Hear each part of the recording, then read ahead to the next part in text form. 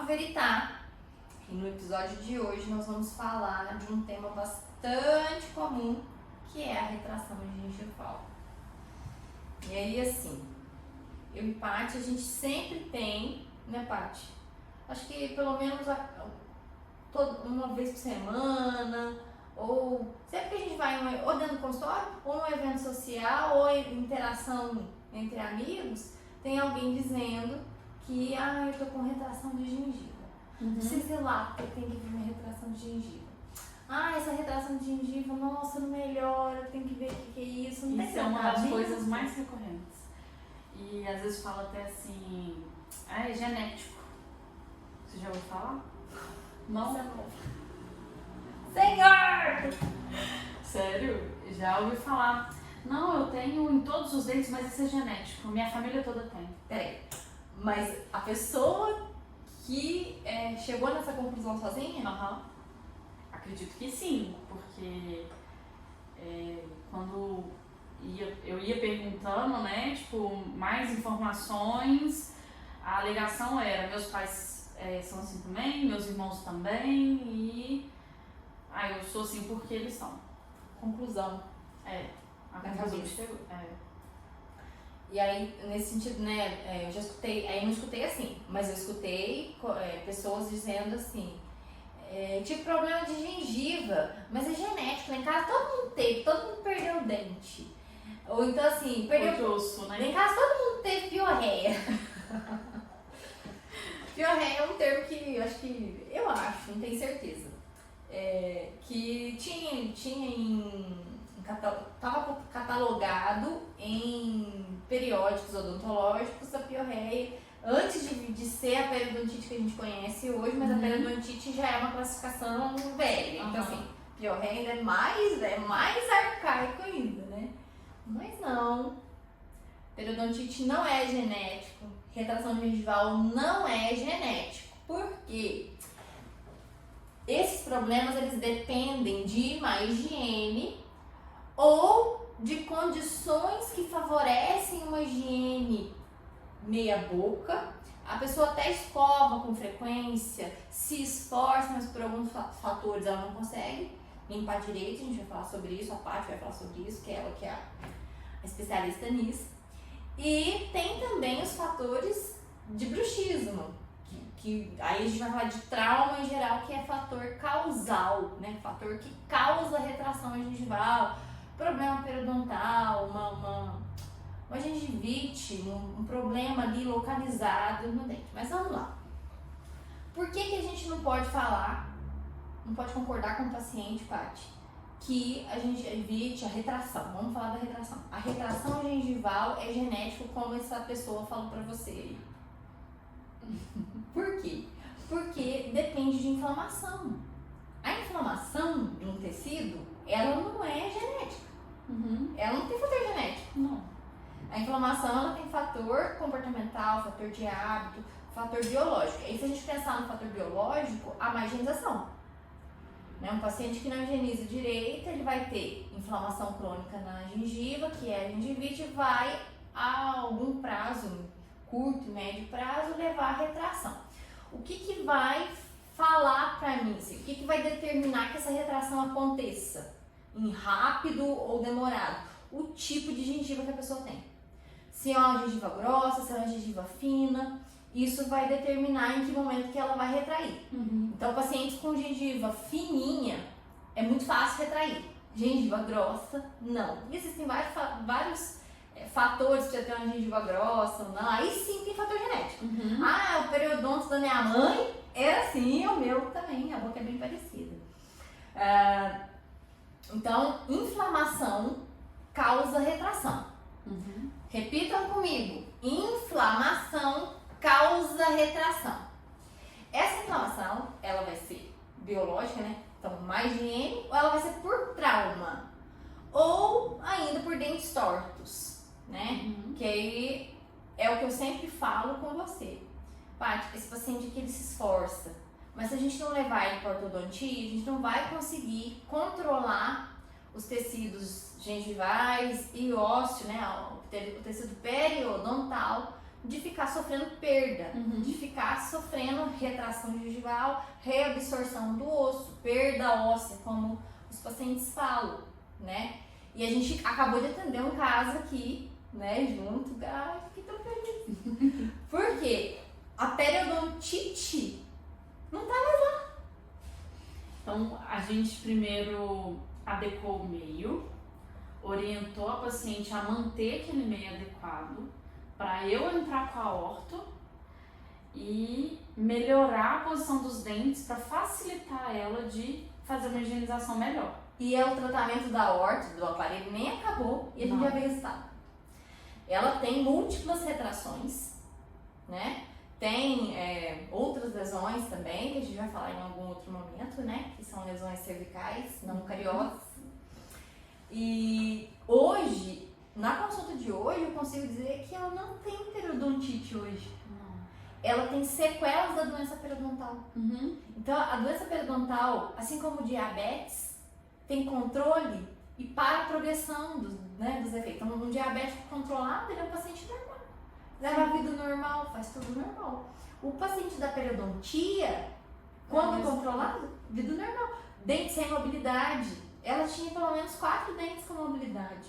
Hoje, mobilidade zero. Eu não estou exagerando, né? Tá na A fase, gente pode gravar e mostrar. e tá na fase ainda do tratamento da orto, que nem normalmente acabou. gera um grau de mobilidade para movimentar os dentes.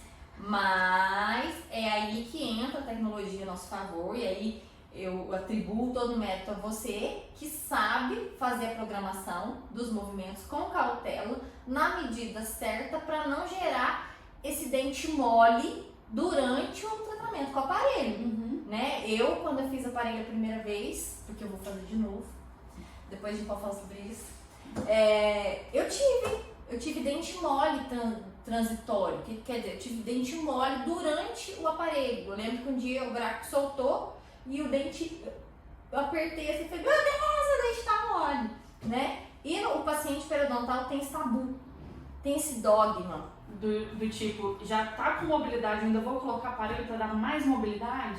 Vai amolecer meus dentes! Ai, tá. Não, Não. gente. Se você faz se o profissional sabe o que tá fazendo e o paciente segue todas as orientações, a gente tem uma que a gente tá tendo, Uhum. né?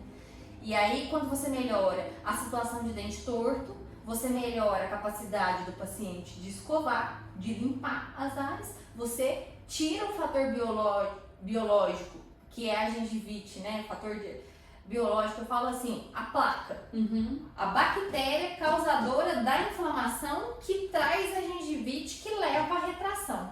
Você tira esses fatores de causa e aí a retração para. E não só isso, né? Isso a gente está indo para o lado da inflamação. Mas se os dentes estão tortos e estão causando essa má higienização, causando não, né? Mas Impedindo que higienize direito, aqueles dentes tortos também vão gerando trauma, porque os dentes vão batendo onde não deve bater. Então esse trauma também é uma das coisas que leva à retração gengival. Que às vezes a pessoa fala assim, não, esteticamente não me incomoda não, isso já apareceu, deu V, classe 2, canino com canino, pré com pré. Classe 2, gente, pra quem sabe, um padrão. É um padrão da oclusão, ou seja, da mordida da pessoa. Quando está muito engrenadinho, que é a classe 1, é considerado o ideal.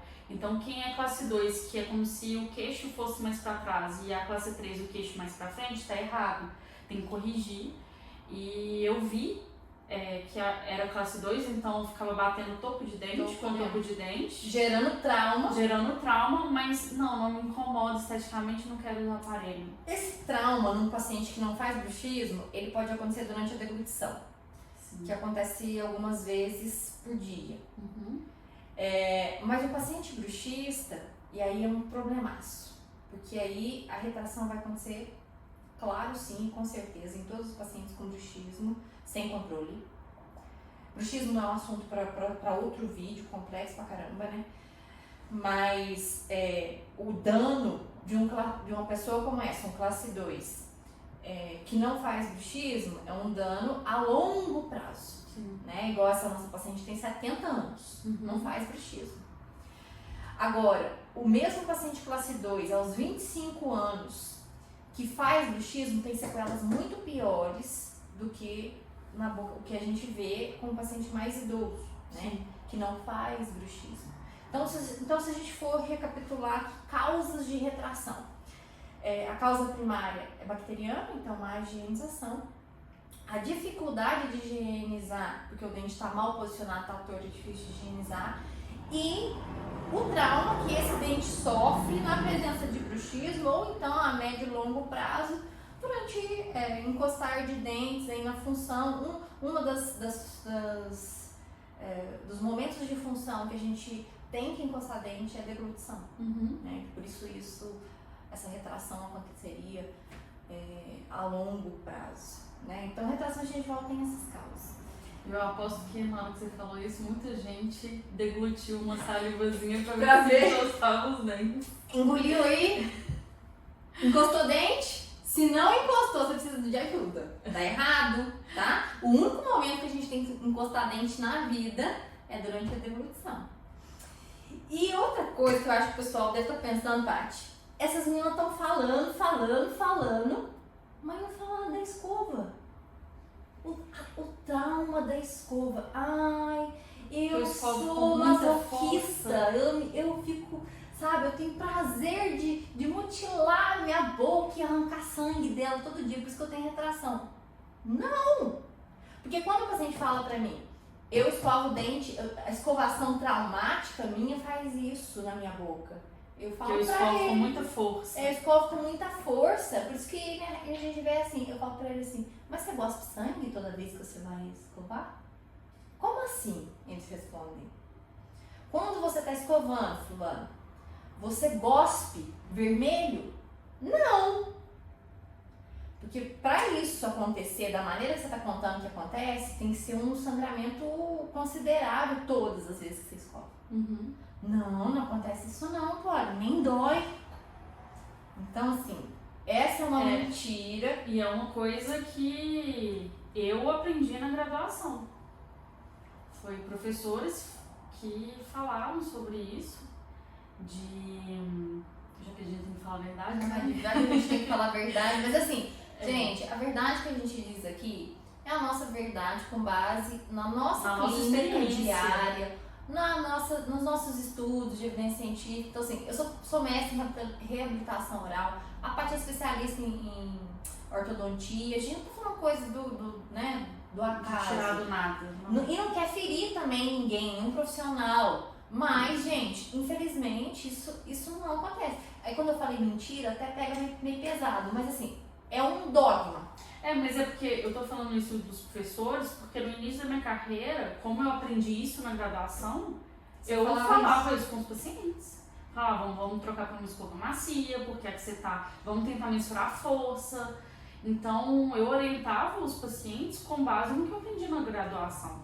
Até ter essa vivência clínica, que ainda é pequena, mas já foi suficiente para ter essas evidências, e também os estudos, que a gente não para de estudar. Então você vai vendo as evidências clínicas com estudos e vai vendo que não é assim. É que o comitê de ética não vai permitir que a gente faça um estudo clínico, né? Pra colocar as pessoas pra fazer força na gengiva. É como se é a mesma coisa se eu pegasse um grupo de pessoas e pedisse pra elas serem arrastadas no asfalto pra ver como que cicatriza, se perde tecido ou se não.